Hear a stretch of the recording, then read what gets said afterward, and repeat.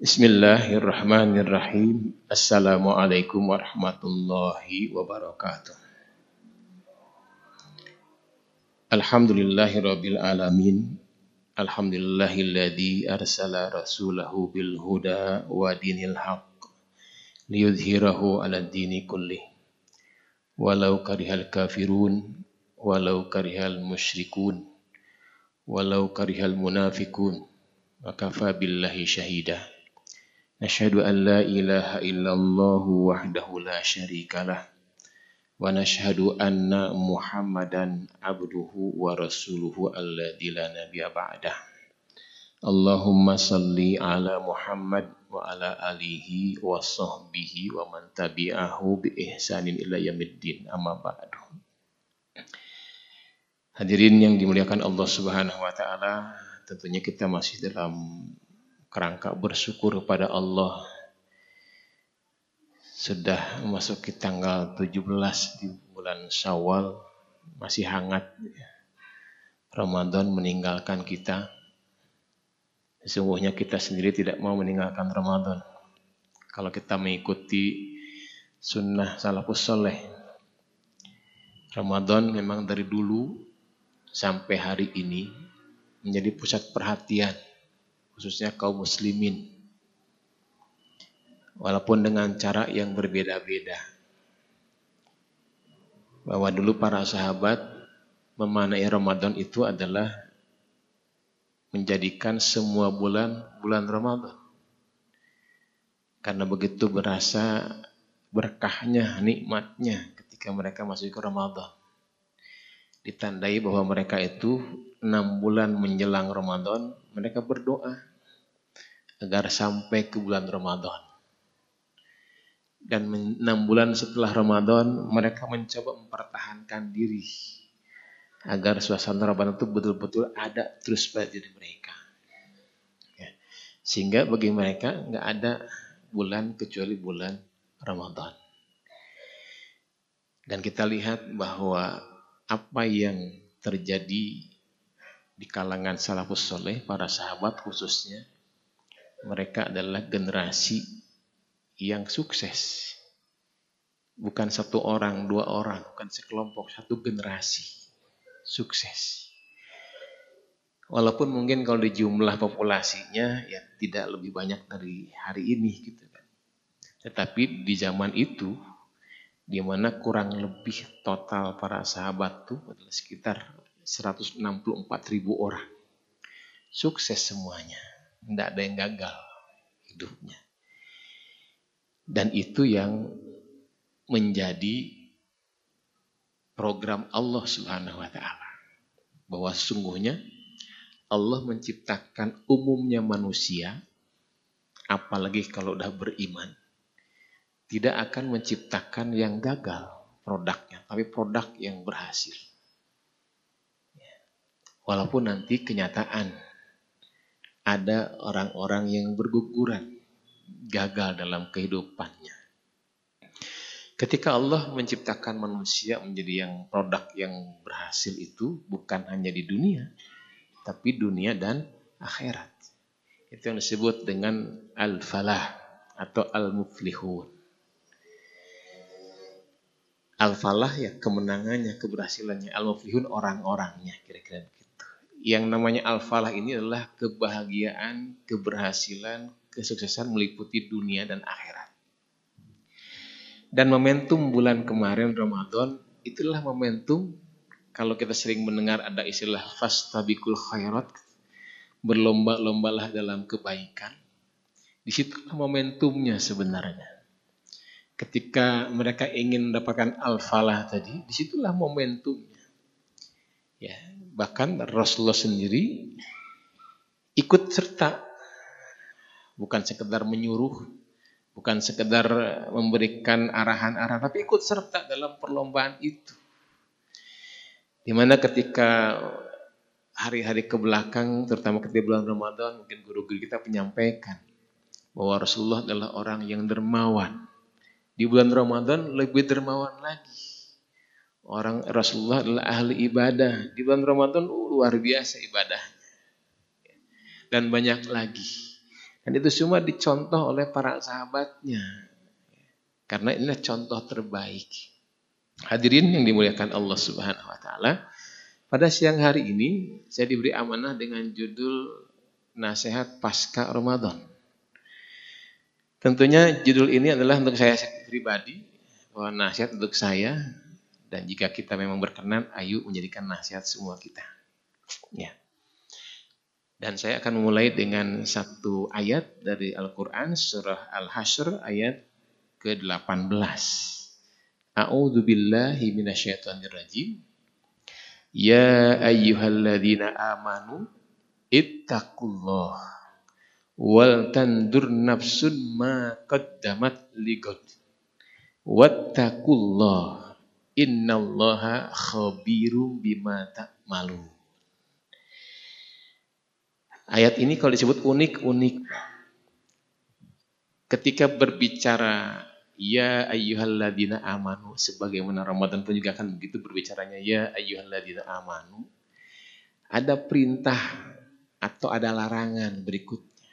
Perintah untuk beramal atau untuk meninggalkan sebuah amal.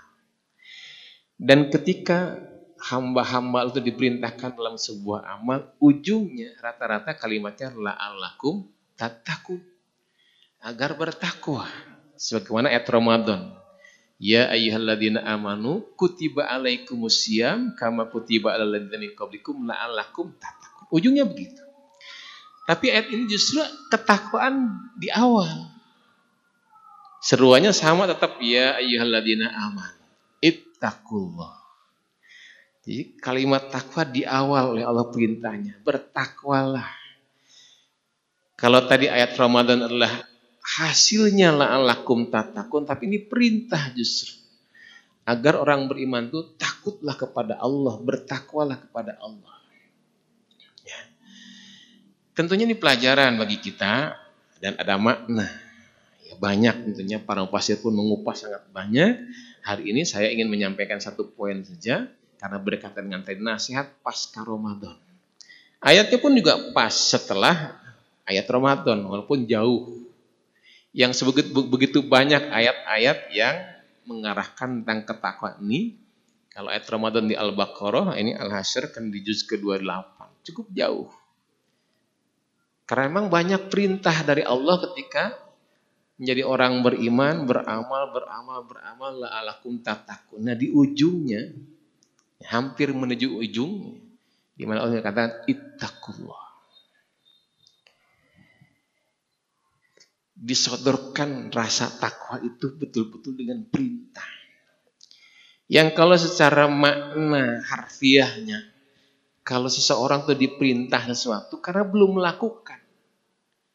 Kita dihidangkan makanan, ketika belum dimakan, pasti mungkin kalau sedang bertamu, tuan rumahnya mengatakan, ayo Pak dimakan dulu. Karena belum dimakan. Tapi ketika hidangannya sudah dimulai dimakan oleh tamunya, tuan rumah nggak nyuruh makan lagi. Nyuruhnya apa? Nambah Pak. Ayo Pak terusin Pak. Habisin aja Pak. Kan kira begitu.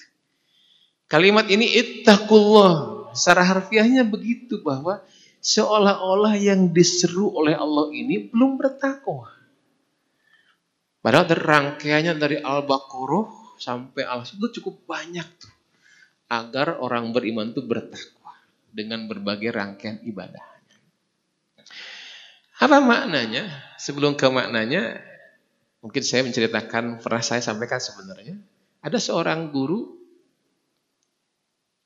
yang siap seperti biasa mengajar pada murid-muridnya. Murid-muridnya pun sudah siap belajar sebagaimana biasanya. Tapi tiba-tiba sang guru itu mengatakan, ayo nasihati aku.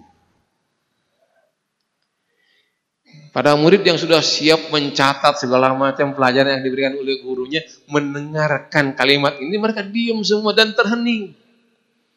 Dengan berbagai rasa mungkin dalam dirinya. Mungkin ada perasaan, kayaknya kami salah gitu kan. Kayaknya ada pelanggaran, mungkin banyak perasaan itu. Ketika gurunya mengatakan, ayo nasihati saya. Melihat murid-muridnya terdiam, bahkan menjadi hening suasana di masjid, gurunya mengulang-ulang kembali, mengatakan, ayo nasihati saya. Tiba-tiba Agak di belakang sang murid berdiri dengan langsung mengatakan pada gurunya, wahai Tuan Guru, ittaqullah. Bertakwalah pada Allah. Gurunya mengatakan, cuman itu nasihat yang kau berikan pada aku. Ayo tambah lagi. Sang murid ini mengatakan lagi dengan kalimat yang sama, tanpa ditambah, tanpa dikurangi, ittaqullah. Sang guru tetap meminta, ayo teruskan. Sang murid tetap berulang kali sampai 3 kali mengatakan ittaqullah. Akhirnya gurunya bertanya, kamu sudah belajar berapa lama dengan saya? Masa cuma begitu nasihatnya? Kata si murid mengatakan, udah berlama Ustaz, udah bertahun-tahun. Aku menasihati ini karena guru yang minta. Dan aku menasihati ini karena aku mengingat bahwa sang guru Ustadz mengatakan bahwa nasihat sebaik-baik nasihat adalah nasihat takwa. Sehingga hanya ini yang disampaikan pada Tuhan Guru. Ittaqullah. Apa yang terjadi? Sang guru pun menangis. Ya, guru lebih paham ilmunya kan begitu. Bahwa ini sebaik-baik nasihat karena disuruh takwa. Karena tegurannya keras bahwa saya sedang tidak bertakwa, sehingga disuruh bertakwa oleh muridnya. Nggak ada pilihan lain, kira-kira begitu. Nah, tentunya ayat ini juga menegur kita kembali yang sudah berbagai amal ibadah khusus Ramadan kemarin. Mungkin ada yang sudah, waduh, saya sudah alhamdulillah kemarin khatam Ramadannya. Banyak yang khatam loh Pak, gitu kan, bukan kita saja gitu kan. Saya khatam 6 kali Al-Quran, luar biasa kan. Saya bisa i'tikaf di Mekah sambil umroh, luar biasa kan. Mungkin ada kesenangan, ada kebanggaan di bidang itu. Tapi ketika membaca ini, ittaqullah. Nyampe gak kira-kira kepuasan hati dengan berbagai ibadah itu kepada takwa? Dan ayatnya dilanjutkan oleh Allah ketika orang sudah mulai tertegun dengan kalimat ittaqullah ini, baru wal tandur nafsun ma qaddamat lighad. Ini Allah menyuruh kita takut pada Allah itu untuk melihat, untuk memperhatikan kembali, untuk mengevaluasi, untuk memuhasabah diri. Perhatikan oleh kalian amal yang telah kalian kerjakan. Nyambung nggak untuk hari esok kira-kira? Wal tandur nafsun ma qaddamat lighad. Yang tentunya bahwa hidup ini bukan hari ini saja. Manusia diciptakan oleh Allah itu abadi. Jadi kalau orang yang mau abadi, ya berbahagialah. Karena itulah Allah menciptakannya, manusia itu abadi. Kalaupun sering kita mengatakan bahwa enggak fana kok, iya fana itu di dunia. Bahkan manusia kan sebelum sampai di dunia sudah pernah tinggal di alam ruh. Bahkan bapak kita Nabi Adam alaihissalam di surga tinggalnya kan begitu. Bahwa dunia adalah bukan tempat tinggal manusia satu-satunya. Dan dunia adalah hidup manusia yang paling singkat.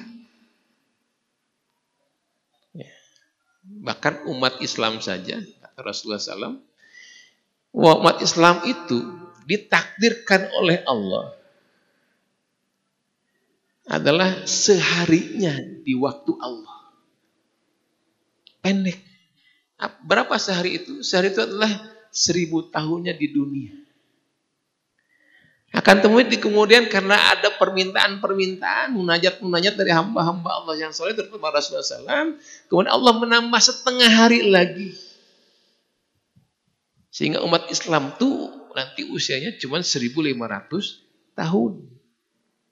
Kalau menghitungnya mulai dari hijrahnya Rasulullah ke Madinah, ini sudah 446.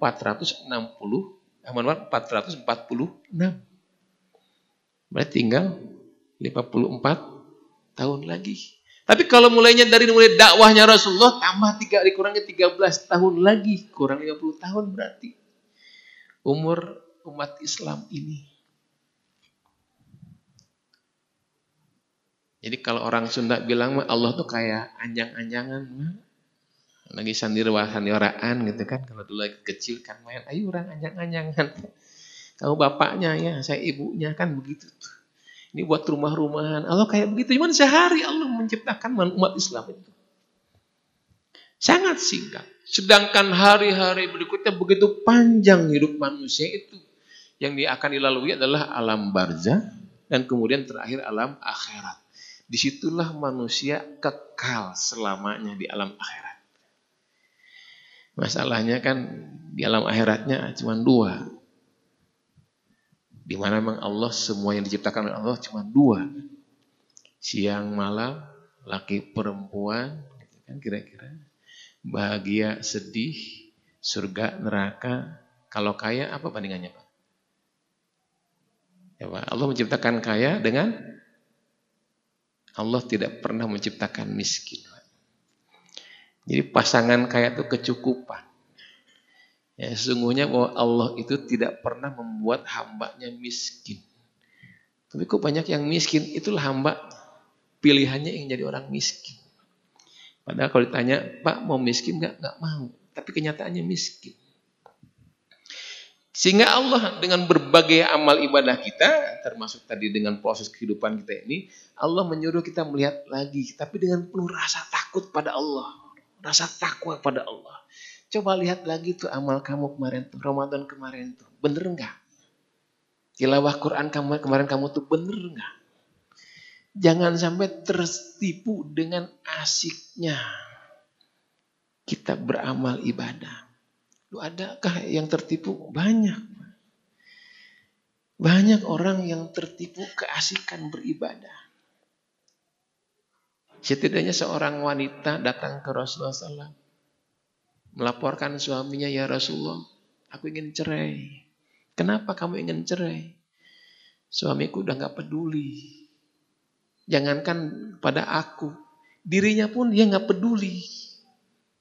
Memang kenapa dengan suami? Sibuk ibadah dia. Gak pernah berhenti. Gara-gara sibuk ibadahnya gak pernah mandi. Nah, Rasulullah kan kalau yang aneh-aneh ini dipanggil. Panggil orangnya. Dikonfrontasikan dengan istrinya. Ketika dia datang menemui Rasulullah, bener bau badannya. Pakaian compang-camping, kotor, dekil. Ditanya sama Rasulullah, kamu kenapa? Aku sibuk beribadah ya Rasulullah. Kenapa kesibukanmu sampai begitu? Lihat aku kan gak bau, aku gak dekil. Kenapa kamu begitu? Aku ingin menandingimu ya Rasulullah dalam ibadah. Ini tahu istrimu? Iya, itu istriku ya Rasulullah. Apa yang kamu tahu tentang menikah? Rasulullah menyatakan, mempertanyakan tentang pernikahan mereka. Yang kita tahu bahwa nikah itu anisbudin, kan? Setengah agama. Jadi ngapain kata Rasulullah kamu sibuk-sibuk sampai meninggalkan yang setengah agama ini? Itu baru satu contoh saja. Orang tertipu dengan amal ibadahnya. Ada yang bilang kalau gitu nggak usah ibadah dong. Lebih pehul lagi kalau nggak ibadah apa? Yang ibadah pun wal tandur nafsun tuh. Lihat oleh Allah. Kata Allah, lihatlah oleh kalian. Apakah amal ibadah Ramadan kemarin nyambung untuk hari esok?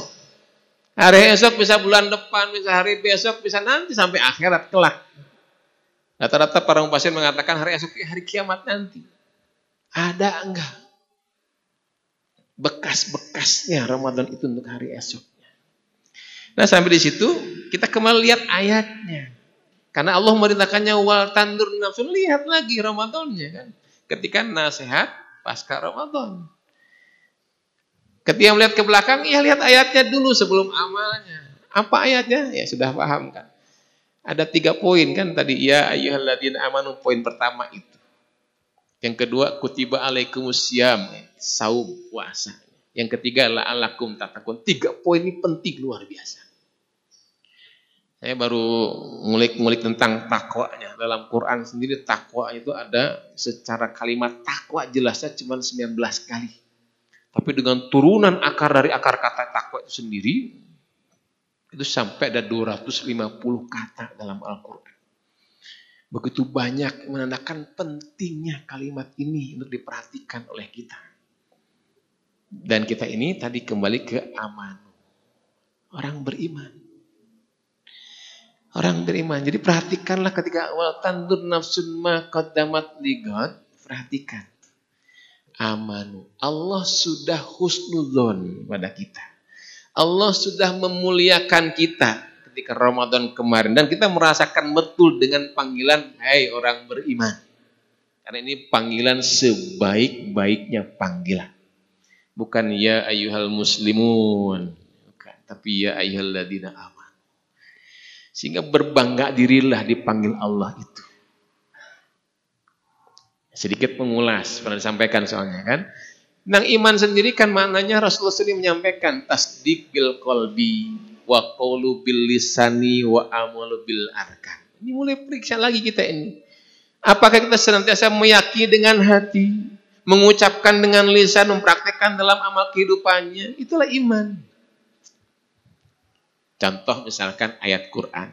Yang sederhana aja, Bismillahirrahmanirrahim. Dibenarkan oleh hati bahwa Allah itu Ar-Rahman Ar-Rahim. Jangan-jangan ragu gitu kita kan. Dan banyak bukti bahwa orang itu dipertanyakan keimanannya ketika baru Bismillahirrahmanirrahim. Apa buktinya? Banyak orang ngeluh. Ya Allah, kok banyak utang ya. Ya Allah, kok musibah nggak berhenti-berhenti ya. Itu tandanya dia tidak mengimani Allah itu Ar-Rahman Ar-Rahim. Kecewa dengan apa yang diberi Allah Subhanahu wa taala. Kalau boleh bertanya, Pak, kira-kira ketika kita yakin dengan Ar-Rahman Ar-Rahim, apa yang kita rasakan? Bahwa Allah itu memberikan kasih sayang pada kita. Salat berjamaah ini kasih sayang Allah atau bukan? Kalau punya kasih sayang Allah itu luar biasa. Kembali ke orang beriman kan, alladzina hum fi salatihim khashi'un, khusyuk dalam salat, fokus dalam salatnya itu. Bagi orang yang tidak merasakan salat berjamaah itu Rahman Rahimnya Allah, kasih sayangnya Allah, kesel salat berjamaah itu. Ya Allah, masih adan deui wae, kan begitu. Padahal baru sarapan pagi, sarapannya jam 11. Ya keburu adan lagi zuhur, kan begitu. Rasakan, yakinkan. Hilangkan rasa kesel, mengeluh bahwa Allah itu Maha Sayang pada kita. Allah menciptakan kita dengan kasih sayang. Buktinya kan, jangankan Allah, orang tua kita saat melahirkan kita, ibu kita, kan nggak pernah kita itu disuruh sejak lahir tuh kerja oleh orang tua kita. Baru borojo langsung kamu kerja, nggak pernah tuh. Tapi sayangnya ibu, sayangnya ayah, wah mati-matian tuh membela si anak. Kita diantaranya sampai sebesar ini. Kalau dihitung biaya nggak jelas berapa biayanya tuh orang tua kita. Hatta hanya seorang miskin orang tuanya. Gitu. Tapi dia bisa membesarkan anak sebesar kita ini, sedewasa kita ini. Kalau kita dijual kira-kira berapa? Nggak ada yang bisa menghitungnya. Itu pakai sayang orang tua. Kasih sayang Allah lebih luas lagi. Lebih luas lagi. Yang Allah tidak pernah menyuruh kita, ayo nyari duit, nggak pernah. Allah hanya minta beribadahlah kamu pada aku. Dan itu pun jadi janji kita kan, iya karena budu. Wa iya karena nasta'in. Iman, perhatikan lagi, ini kunci utama iman. Seneng nggak dipanggil oleh Allah dengan keimanan? Kalau seneng, ayo siap-siap gitu kan? Ya. Nah, kata kunci kedua kan siap-siap upaya amal. Di situ ketika kembali melihat amal ibadah bulan Ramadan, puasa intinya. Mana puasa kan guru-guru menyampaikan cuma sederhana, imsak, menahan. Berhenti, diem. Kira-kira betul. Puasa tuh menahan diri. Yang hari ini kan sudah mulai lagi kita sibuk. dengan berbagai kesibukannya, nggak mau ditahan-tahan. Kalau di sini di rumah sakit kan gitu ya, masjidnya komplek rumah sakit, semua udah kenal dengan istilah asumutasihu. Puasa itu sehat. Sehat melingkupi semua, bukan sehat fisik saja. Orang yang puasa itu sehat. Orang kena diabetes disuruh apa, Pak? Kan suruh puasa, Pak. Jangan makan gula, kan begitu. Orang yang darah tinggi kan suruh puasa juga kan. Jangan makan yang asin-asin, kan begitu. Disuruh puasa. Ketika si pasien disuruh puasa, menjalankan apa yang diamalkan, apa diperintahkan oleh dokternya, dia sehat. Suruh olahraga. Tapi kita si pasien nggak mau tuh mengikuti nasihat dokternya, tetap aja makan gorengan. Memang nggak boleh makan gorengan, Pak? Boleh kan, bagi orang Sunda wajib, Pak. Makan berlebihan. Disuruh tidur jangan larut malam, masih begadang jam 12. Mohon maaf yang sedang jaga ya begitu ya. Yang jaga malam itu nggak sehat, Pak, nggak nyunah sebenarnya. Tapi kenapa dilakukan? Butuh duit, Pak, gitu sebenarnya kan. Maka Ramadan itu disuruh puasa, udah jangan nyari duit lagi gitu kata Allah tuh. Kenapa jangan nyari duit? Allah nggak pernah merintah. Yang Allah perintah justru wa mimma razaqnahum yunfikun, kan begitu. Infakkan sebahagian rezekimu yang telah aku berikan. Bahwa rezeki termasuk uang, bagian rezeki itu adalah pemberian dari Allah. Bukan karena kita kerja, bukan karena kita dagang, bukan karena kita bisa. Allah yang ngasih. Karena kalau Allah nggak ngasih, walaupun kita berdagang, dagangannya untung, laku besar, ngitung keuntungannya berapa, pulang tertabrak. Ini tandanya bukan rezeki dia.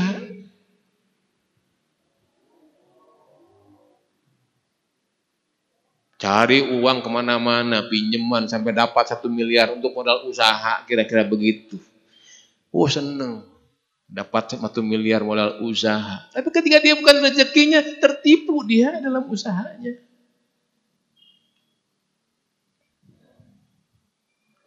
Kenapa Allah menyuruh wa mimma razaqnahum yunfikun?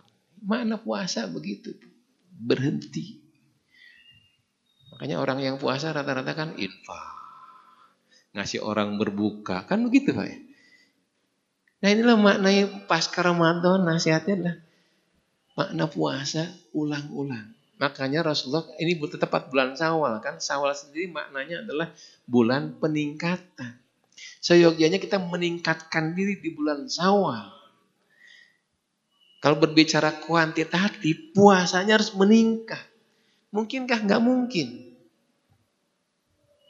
Coba bayangkan. Kita sudah meningkatkan ibadah kita di bulan Syawal. Secara kuantitatif udah nggak mungkin kita, apalagi kualitatifnya. Kok nggak mungkin? Bayangkan Ramadan puasa 1 bulan penuh. Kemarin 30 hari lagi puasanya. Syawal sekarang 29 hari. Nggak mungkin bisa melebihi bulan puasanya di bulan Ramadan puasanya. Tapi Allah karena Rahman Rahimnya, lewat nabinya, menyuruh pada kita, memaknai bulan Syawal, menasihati kita semua bahwa jika Ramadan kemarin khotam puasanya, ditambah 6 hari puasa di bulan Syawal, maka puasanya sama dengan setahun penuh. Inilah bulan Syawal, bulan peningkatan. Nah pertanyaannya ketika wal tandur nafsun ma qaddamat lighad, yang hadir di sini khususnya, sudahkah puasa 6 hari di bulan Syawal? Kalau belum masih ada nih waktunya. Masih 12 hari lagi bulan Syawal. Ayo besok mulai puasa lagi. Mau Senin Kamis silahkan. Sebenarnya ketika puasa Senin Kamis aja udah cukup 8 hari Senin Kamis dalam sebulan. Apalagi puasa daun, wah, lebih banyak lagi. Minimal 6 hari. Rasul sampai mengatakan minimal 6 hari. Dan kalau dilakukan tiap tahun nih puasa seperti ini, Ramadannya khotam tambah 6 hari di bulan Syawal, bahwa dia sepanjang hidupnya berpuasa. Itulah nikmatnya Allah memberikan kasih sayang pada hambanya. Gak usah kita ini puasa sepanjang tahun, nggak usah. Hanya begitu doang. Berbeda dengan umat dahulu. Nah, Ramadan kemarin teringat dengan Lailatul Qadar misalkan. Kan turunnya surat Al-Qadar. Itu salah penyebabnya turun surat Al-Qadar itu karena ketika Ramadan diberikan pada generasi pertama Muslim, mereka sering diskusi tuh. Termasuk dengan Rasulullah, sering bercerita.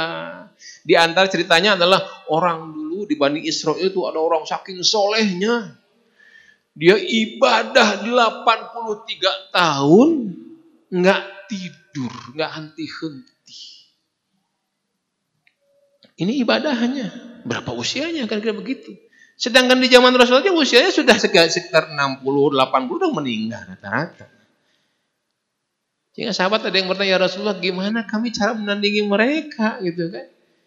Kami tidak bisa kalau gitu ya Rasulullah. Belum dipotong baliknya kalau kita kan. Ya Rasul pun waktu itu nggak bisa jawab. Turunlah Al-Qadar turun. Awalnya diberitahu dulu kegembiraannya lewat malaikat Jibril kepada Rasulullah. Bahwa nggak usah, kasarnya. Nggak usahlah umat kamu mau beribadah 83 tahun, nggak usah. Kenapa? Ini ada satu malam. Khairum min alfi syahr. Lebih baik dari 1000 bulan.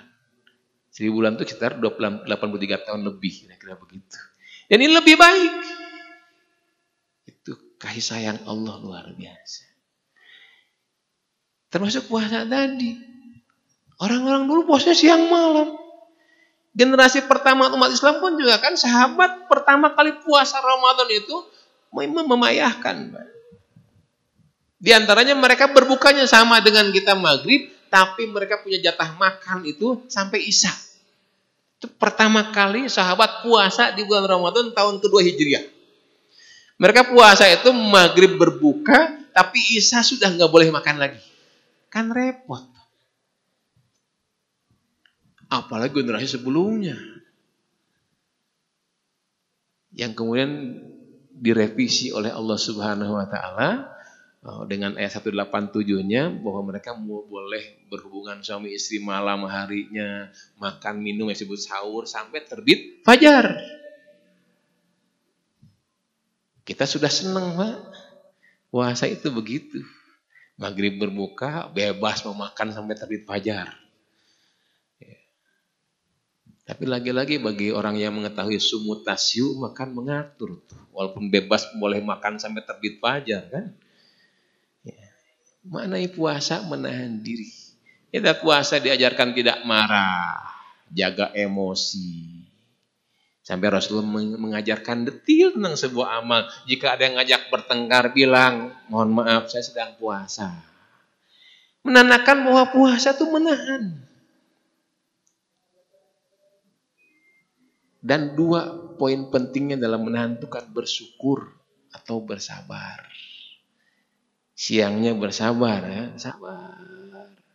Makan minum itu halal, tapi sabar karena sedang berpuasa menunggu maghrib tiba. Sehingga rata-rata orang masuk maghrib bersyukurnya luar biasa.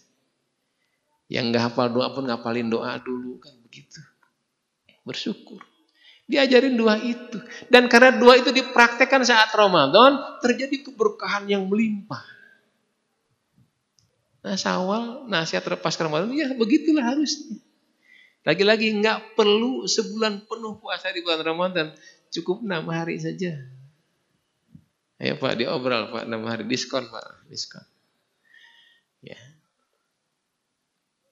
Tarawihnya lanjutkan dengan qiyamul lailnya. Baca Qur'annya lanjutkan. Jangan berhenti. Karena hidayah dari Al-Quran itu nggak akan didapat hanya sekedar baca sekali 2 kali. Diulang-ulang terus. Oleh karena itu Rasulullah menasihatnya dah khotamkan sebulan sekali kayak begitu. Agar diulang. Saya yakin kalau setiap kita sudah kalau sampai usia 60 tahun mengulang-ulang khotam Quran, hafal Quran pasti. Cuman kenapa kita nggak hafal Quran, nggak pernah ngulang-ngulang soalnya. Bahkan ada orang saking bangganya usianya udah 60 tahun, 67 tahun, Ustaz, alhamdulillah kami udah khotam Quran, baru sekali khotam Quran. Ya mana mungkin hafal. Kalau 3 bulan tuh 60 tahun. Kali 12 berapa kali tuh? 720 kali khatam Quran. Hafal insya Allah. Kayak Al-Fatihah kan hafal karena diulang-ulang. Diulang membaca, diulang mendengar. Makna itu puasa. Nasihat Ramadan tetap berpuasa. Bahkan nanti lanjutkan setelah bulan masuk Zulqa'dah, Zulhijjah terus tetap puasa. Dan Rasulullah mewanti-wanti walaupun nggak jadi wajib, mewanti-wanti bahwa puasa itu dalam sebulan jangan kurang dari 3 hari. Yang disebut ayamul bid, tanggal 13, 14, 15. Itu masa detok kata orang kesehatan apa? Di detok. Dan konon katanya, karena saya bilang orang kesehatan, saya hanya baca-baca dan nonton-nonton saja, bahwa ketika orang berpuasa itu, orang yang berpotensi punya kanker pun juga akan dibunuh di situ sel-sel kankernya. Ya. Karena puasanya. Itu karena Allah sayangnya. Tapi lagi-lagi kitanya yang kadang-kadang nggak mau disayang oleh Allah. Puasa itu amanah Allah. Ketika kita diberi amanah, bertanggung jawab. Kalau kita bertanggung jawab, Allah akan beri lagi amanah yang lebih besar. Di antaranya rezeki juga amanah. Anak soleh itu amanah dan seterusnya. Karena waktu, tentunya yang ketiga poin pentingnya ketika wal tandur nafsun ma qaddamat ligat, kalimat perintahnya tadi ittaqul, kalimat takwanya. Ya. Allah mengulang-ulang sampai 250 kali kalimat takwa itu, rata-rata dikaitkan dengan kalimatnya falaha, fauzun, tentang kemenangan, ya, tentang balasan yang mulia, tentang rezeki. Itulah iman. Kalau mau rezeki tinggal bertakwa kepada Allah. Yarzuqu mayyasha'u bighairi hisab, kan gitu. Allah kasih datangkan rezeki itu tanpa dihitung-hitung, tanpa dikira-kira, tanpa diduga-duga. Dan takwa itu saya tutup dengan kalimatnya Ali bin Abi Thalib. Mulai dari mindset dulu, dari sini dulu, Pak. Yang disebut dengan al-khauf minal jalil. Rasa takut pada Allah yang Maha Mulia. Karena harus berpikir keras di sini. Bagaimana caranya takut pada Allah? Takut pada Allah kenapa? Takut diadab. Hakikatnya takut pada Allah adalah harusnya mendekat pada Allah. Karena orang yang diadab Allah itu yang jauh dari Allah Subhanahu wa ta'ala. Siapa yang jauh dari Allah banyak dosa. Mungkin kita diantaranya, termasuk saya, banyak dosa. Ketika adalah al-khauf minal jahil, takut pada Allah yang Maha Mulia, mendekat pada Allah, Allah minta maaf, minta ampunan. Ramadan sudah dipelajari betul oleh kita kan, sampai diulang-ulang, man soma Ramadan imanan wa ihtisaban ghufirallahu ma taqaddama min dzambi, diampuni dosa-dosanya. Bahkan di ujung Ramadan doanya pun juga khusus, Allahumma innaka afuwun tuhibbul afwa fa'fu anna, kan begitu. Betul-betul bukan hanya minta diampuni, tapi dihapuskan dari catatan dosanya. Makanya masuk ke Syawal itu seperti bayi yang baru dilahirkan. Direset lagi oleh Allah, 0 tanpa dosa. Yang direset itu dosanya 0. Sehingga jaga tuh yang sudah 0 ini. Walaupun nggak bisa lagi, sekali lagi, kita nggak bisa menjaga untuk tidak berdosa. Pasti berdosa. Tapi karena kita tidak mau merusak ketakwaan kita, bersihkan kembali. Ibarat kita tiap hari mandi. Atau paling tidak tiap hari kita 5 kali berwudu. Berhadas, wudu, berhadas, wudu. Kan kita begitu. Sehingga kotor, bersih lagi, kotor, bersih. Begitulah kita. Sehingga sampai nanti di ujung kehidupan kita di dunia ini, berharap bahwa bersih dari dosa. Karena rasa takut itu nggak mau mengulang-ulang lagi dosa. Wal amalu bitandil, yang kedua kan, bahwa amalnya dia beramallah segala pun amalnya, dari mulai berpikir, bertutur kata, melangkah kaki, beribadah apapun harus dengan apa yang diturunkan oleh Allah Subhanahu wa taala. Mohon maaf misalkan kalau yang sedang jaga pasien,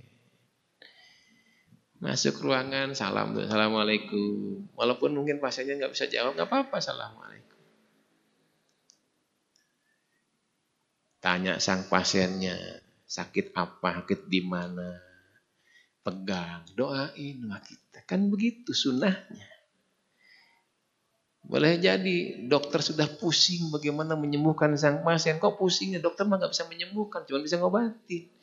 Gara-gara datang kita bersilaturahmi, menjenguk, mendoakan, katanya sakit pusing di kepala, dipegang kepalanya oleh kita, didoain. Besoknya pulang di rumah sakit sembuh. Walau alam. Wal amalu bitandil. Jangan macam-macam, jangan aneh-aneh. Beramal di hadapan Allah harus sesuai dengan diturunkan oleh Allah. Sehingga mulai periksa lagi oleh kita ini kan. Mulai bangun tidur salah enggak kita ini. Tidur kembali salah enggak. Sholat kita sudah benar belum kan begitu. Kemudian yang terakhir, yang ketiga adalah al-istidadu riyamil akhir. Bahwa beramal lagi-lagi jangan untuk hari ini, tapi siapkan untuk hari esok. Mohon maaf lagi-lagi ketika pasiennya udah didoain segala macam nggak sembuh-sembuh, jangan frustrasi, jangan kecewa. Allah mendengar doa kita. Allah melihat perjuangan kita, termasuk dokter-dokter perawat segala macam berjuang. Allah lihat itu semua. Kalaupun nggak sembuh si pasien sampai wafatnya misalkan, Allah sudah siapkan kehidupan kita itu di akhirat kelak dengan kemuliaan. Termasuk si pasiennya kalau dia sabar menanti kesembuhannya dia itu sampai wafatnya, dia akan ahli surga insya Allah. Kan kira-kira begitu. Dan terakhir ridho bil qali. Itulah takwa. Kalau kita ingin melihat tentang takwa kita, ridho lah apapun yang kita dapat. Sekali lagi bahwa dunia adalah tempat tinggal sementara. Jangan terjebak dengan kehidupan dunia. Kalau lihat kekayaan orang lain kita seringkali kecewa. Kita pun sampai pada orang seperti itu kayaknya akan kecewa lagi karena ada orang lebih kaya lagi. Tapi kalau ridho dengan sedikit, apapun yang diberikan Allah, banyak harta, sedikit harta, ridho kita. Diberi sakit, ridho, diberi sehat apalagi. Diberi nikmat ridho, diberi musibah pun ridho kepada Allah. Karena apa yang diberi oleh Allah, itu kasih sayang Allah pada kita. Ditutup bahwa seringkali justru kita dekat dengan Allah saat diberi musibah. Sedang sholat menangis. Tapi ketika diberi nikmat, jauh dari Allah justru lupa dengan itu. Hadirin yang dimuliakan Allah Subhanahu wa Ta'ala, ayat tadi ditutup lagi oleh Allah ketika sudah lihatlah amal-amal kita. Allah kuatkan lagi dengan wattaqullah. Maka takutlah lagi kalian kepada aku, kata Allah. Hati-hati. Jangan main-main hidup ini. Sampai Allah menutupnya dengan innallaha khabirum bima ta'malun. Sesungguhnya Allah Maha teliti terhadap apa yang kamu kerjakan. Jadi hati-hati betul. 2 kalimat takwa Allah sebutkan dalam satu ayat menandakan begitu harus hati-hati kita dalam hidup ini karena Allah tahu apa yang kita kerjakan termasuk hati kita. Allah tahu. Berbohong tidaknya Allah tahu. Hadirin, demikian mudah-mudahan ya ayat yang dibahas tadi bisa mengingatkan kepada kita, menguatkan agar di bulan Syawal itu tetap dimeningkatkan dalam ibadah-ibadah kita kepada Allah Subhanahu wa Ta'ala. Jadikanlah suasana bulan-bulan ini seperti bulan Ramadan kembali agar betul-betul kita mendapatkan keberkahan dunia dan akhiratnya. Allahumma taqabbal minna innaka antas samiul alim wa tub alaina innaka antat tawwabur rahim. Rabbana atina fid dunya hasanah wa fil akhirati hasanah wa qina adzabannar. Wa sallallahu ala sayidina Muhammadin afdhalid dzakirin wa sayyidis syakirin. Allahumma inna nas'aluka ridhaka wal jannah wa na'udzubika min syakhatika wan nar.